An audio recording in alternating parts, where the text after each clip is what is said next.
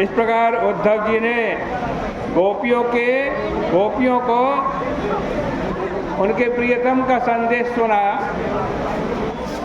यह सब सुनकर गोपियां उद्धव जी पर नाराज नहीं हुई। ता ऊचु उद्धवं प्रोतास संदेशागत स्मृति। बल्कि क्या हुआ, गोपियां उद्धव जी द्वारा संदेश श्रवण करके श्री कृष्ण की स्मृति में मग्न हो गई। उसके बाद गोपियां बोलती हैं, महाराज बड़े सुख सौभाग्य की बात है कि कंस मारा गया, श्री कृष्ण वहाँ सुखी हैं और पूर्व की स्त्रियों को आनंदित कर रहे हैं। वे तो रस शास्त्र के जानकार हैं, क्यों नहीं वहाँ मोहित हो जाएंगे। बताइए कि क्या कभी हम लोग को भी वो स्मरण करते हैं?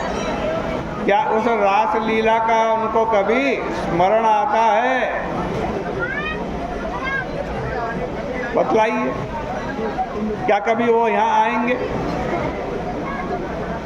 जैसे वन बादलों के आने से आनंदित होता है, जैसे वन बादलों के आने से आनंदित होता है, वैसे ही हमारी आंखें उनके शरीर को देख देख कर आनंदित होंगी। हम उनका संगीत बनेंगी। अरे उद्धव जी, भला वे यहाँ क्यों आने वाले? वे तो वहीं पर ही विवाह कर लेंगे। अब हमारी उनको जरूरत ही क्या है?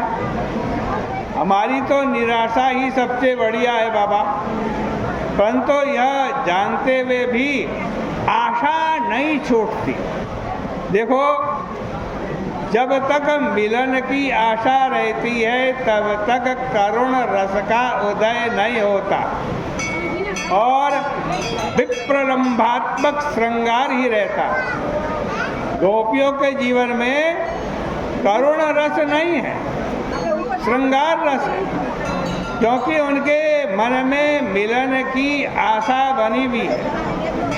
गोपियाँ आगे कहती हैं कि उद्धव जी, श्री कृष्ण को भला कौन छोड़ सकता है? उनके न चाहने पर भी लक्ष्मी उनको कभी नहीं छोड़ती। ब्रज की एक एक चीज बारंबार उनकी स्मृति दिला रही है। जहाँ देखो वहीं श्री कृष्ण का आचरण दिखाई देता है। यहाँ की नदी, यहाँ के शैल, यहाँ का वन, यहाँ की गाय, सब में उनकी बंशी की ध्वनि समाई हुई है। इन सबको देख देख करके श्री कृष्ण की याद आती रहती है। उनकी वह ललित गति, उनका वह उदार हास, उनका वह लीलावलोकन, उनकी वह मीठी वाणी हमारी बुद्धि को हर करके ले गई है। भला उनको हम कैसे भूल सकती है? यह कहकर गोपियाँ श्री कृष्ण स्मरण में मग्न हो गई और यह उद्गार प्रकट करने लगी। हे नाथ, हे रमानाथ, तुम्हारा यह सारा ब्रज तुम्हारे वियोग के अथाह सागर में डूब रहा है। आओ इसे बचाओ। हे नाथ, हे रमानाथ, ब्रजनाथार्तिनाशन मग्नमुद्धर गोविंद गोकुलम ब्रजनार्णवात्। इसके बाद गोपियों की क्या दशा हुई यह भी देखो। उद्धवं पूजयाञ्चक्रुर ज्ञात्वात्मानमधोक्षजम्। गोपियों ने उद्धव जी को अपने परम प्रेमास्पद श्री कृष्ण के रूप में अपने आत्मा श्री कृष्ण के रूप में जान करके उनकी पूजा की। महीनों तक उद्धव जी वहाँ रहे, नित्य श्री कृष्ण की चर्चा दिन रात चलती रही। आज कहते हैं इतना भी समय था उद्धव जी को लगा क्षण भर में बीत गया, और वहाँ के नदी तट पर, वन में, पहाड़ की तलहटी में और फूले हुए वृक्षों की छाया में हरिदास उद्धव जी ब्रजवासियों को श्री कृष्ण का स्मरण कराते रहे।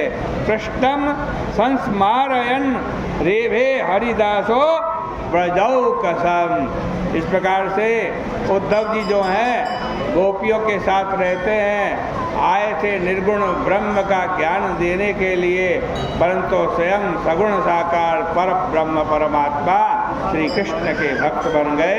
इतना ही कहकर आज की चर्चा का विराम करते हैं। बोले कृष्ण कन्हैया लाल की जय।